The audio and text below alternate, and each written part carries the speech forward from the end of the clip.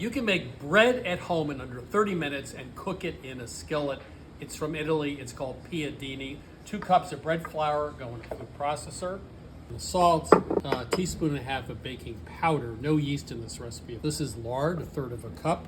And it gives us some nice flavor, actually. It gives it a very nice texture as well. And we'll process this about 10 seconds to really coat the flour with the lard.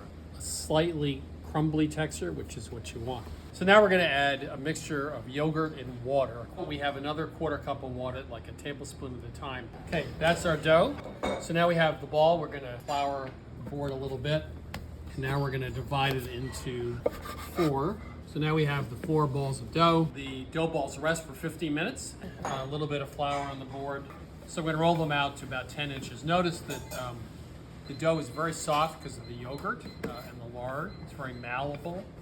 So it's a good idea to use a fork just so you don't get any big bubbles when you're cooking. Heat up a cast iron skillet with 2 to 3 minutes aside.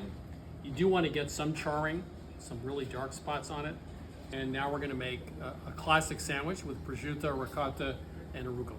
I just fold it over, and that is a homemade piadine sandwich in 30 minutes or less.